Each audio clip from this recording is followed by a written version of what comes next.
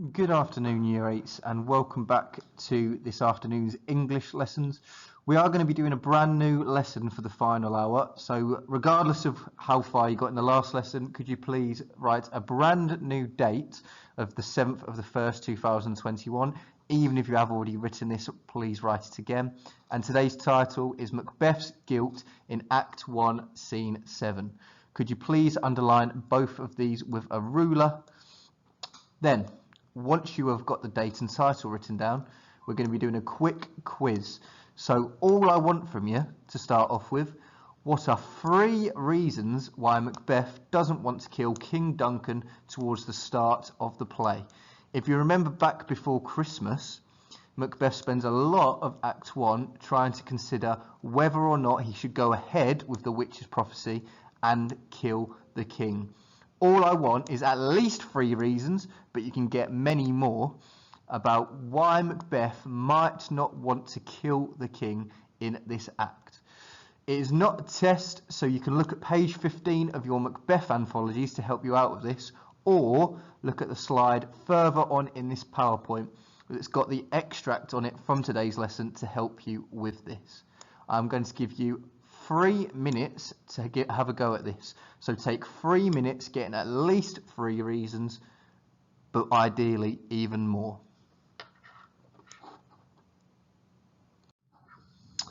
Now here are some possible answers to this quick quiz. Okay, so answer number 1, if he kills Duncan, he believes he himself will be killed. Also, Duncan is his cousin. Also, it is a sin to kill a king because of the divine right of kings, which we'll talk about in a second. It is also treason to kill a king. So to go against your king is something called treason, and people would actually be executed for this in the Jacobean era. He does not want his ambition to go too far, so he doesn't want to become too ambitious. And he's also only recently become the Thane of Cawdor, so fate may make the witch's prophecy come true instead of him having to kill the king. It might just happen anyway. So what I want you to do, give yourself a mark out of 3. If you did do more, give yourself a mark out of 5. If you didn't get some of these answers, I could recommend in purple pen you write them into your books now. So, not only is today's focus going to be recapping Act 1, Scene 7, we're also going to be looking at the idea of context in our annotations. You should have already recapped annotations in the first lesson and writer intent in the second one. So in the third, we're now going to be adding as much context as we can. As you can see here, the definition of context means the circumstances that form the setting for an event, statement or idea, and in terms of which can be fully understood. That's very wordy, so I've translated this for you, because in English, the context of something is what influenced the author in what they have written about. So, for example, in Jacobean England, Jacobean meaning under the rule of King James I, the king was supposed to be descended from God in something known as the divine right of kings. This means that the king was supposed to be God on earth. Therefore, when Shakespeare has Macbeth kill King Duncan, he's suggesting that Macbeth has killed God on earth, therefore suggesting that Macbeth, in order to become king, has killed God and therefore gone against his religion. That is one example of context. However, what I'd like you to answer is this red question at the bottom. So why is context important when you're looking at the writer intent? What I'd like you to think about when you are looking at this answer is, if you are looking at what's influenced a person in writing something or in doing something, why would that be important in what they have done? Why would outside influences be important in someone doing something? So, for example, if you wanted to get some pocket money, would you be extra polite for that week in the hope of getting some more pocket money? That would be the context to your personal situation. So when looking at writing, why is context important? Aim for 20 words on this question in your books, please. I'm going to give you 2 minutes to have a go at this. So, Before we read the scene, I'm going to do a quick scene recap. So in Act 1, Scene 7, it does open with a soliloquy from Macbeth where he's debating whether or not he should kill the king. As the soliloquy progresses, he develops a number of reasons why it's going to be a bad idea, including the fact that King Duncan is actually Macbeth's cousin, and that if he commits treason, the axe will return to plague the inventor, meaning he's probably also going to be killed for committing treason.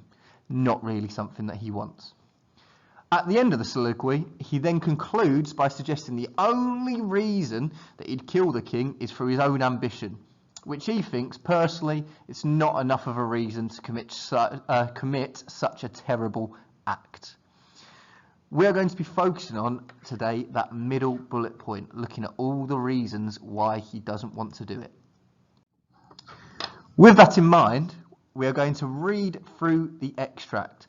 If you've not done already, could you turn to page 15? It is a recap, so you might already have some annotations done. That is fine.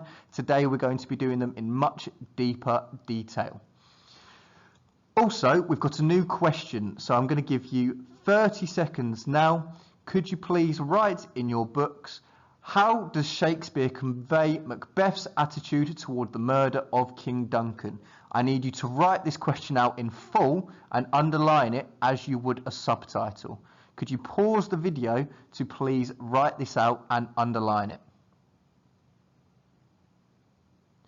Now that you're unpaused, I'm going to read through the extract. As I read through, I would like you to please underline any reasons Macbeth may have for not wanting to kill the king. And I've got some key words in the corner for you. So chalice is a fancy word for saying cup. So a chalice is a really posh cup. If you're someone's kinsman, it means you are their family. And a subject in this instance means a person who owes someone obedience. So it means that you should listen to them, you should follow them. So we've got the extract. If it were done well, when 'tis done, then 'twere well it were done quickly. But in these cases we still have judgment here, that we but teach bloody instructions which, being taught, return to plague the inventor. This even-handed justice commends the ingredients of our poison chalice to our own lips. He's here in double trust. First, as I am his kinsman and his subject, strong both against the deed. Then as his host, who should against his murderer shut the door, not bear the knife myself. Could you please just spend 1 minute having a look over the extract and underline any reasons he may have for not wanting to kill the king? I'm going to underline one as an example here, as it says, first, I am his kinsman and his subject. That is one reason why, and I'll explain why in a second. So take 1 minute just underlining as many reasons as you can. We're now going to look at some annotations, but like I said, we're developing it in much more detail now. You'll see in this top corner, we've still got the question to focus on. So when I'm doing my annotations, I'm going to always be linking to this question. So we've started with that line I underlined. First, I am his kinsman and his subject. I've drawn one line off here, and this line is starting with the language feature, which is the noun subject. As subject is referring to Macbeth here, it is a noun. And it shows that Macbeth is supposed to be obedient to King Duncan. So we've explained what that specific word means in relation to this quote. Then gone into deeper detail. So this suggests that he should be loyal to him and should do nothing to harm him. So all I've done is number 1, what does it suggest? Number 2, why? Here is where we're adding extra information now. So number 3, contextually, all people should be loyal to the king and should do anything to protect him. Remember what we said earlier about that idea of loyalty and treason. Therefore, that is our context there, and I've added a little bit here, such as Macbeth did in the battle at the start of the play. If you could add extra bit of emphasis like this, that would be excellent. Then finally, we're back to writer intent. So Shakespeare is showing that to kill the king would be wrong, as it is an act of treason. So number 1, we've got what the quote is suggesting. Number 2, deeper analysis. Number 3, context. And number 4, the writer intent. I've then done a line off, and we've got kinsman as well, because even though we've got this quote as a whole, you can focus on more than just one word. So we've got subject and kinsman. I just follow the same process again if I was to do that. You can use this to start your annotations off. If you'd like to refer back to this, please do.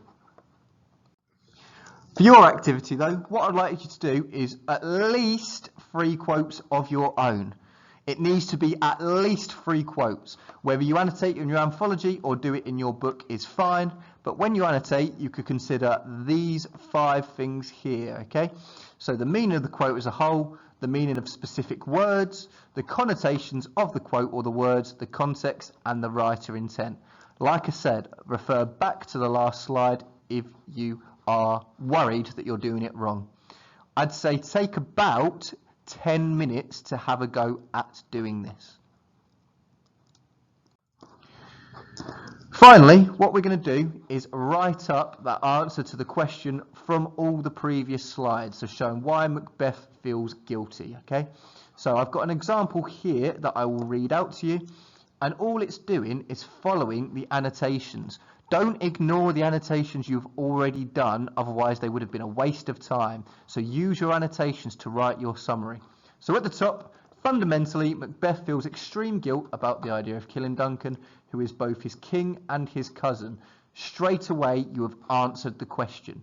We now need to go into more detail. So the second sentence, the quote, "As I am his kinsman and his subject," illustrates this, as Shakespeare is implying that Macbeth places great emphasis on the idea of family and that they should be protected. That is your overall idea. You then need to develop this though, so it could also convey that he is anxious about the act of treason against the king. Then look at a specific word. So in particular, the word subject emphasises Macbeth's guilt because it conveys that he should be loyal and obedient to his king and should do him no harm. This is almost an exact copy of what I've just said in the previous slide in my annotations.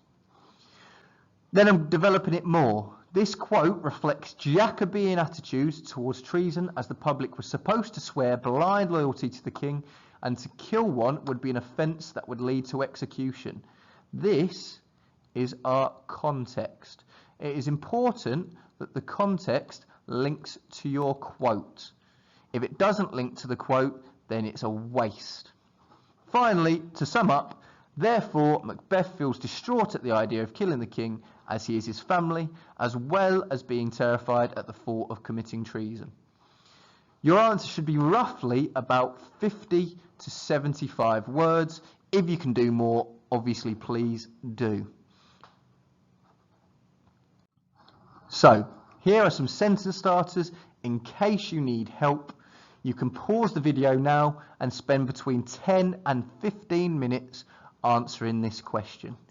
If you do have any questions about any of the PowerPoint, please do ask your teacher on Show My Homework.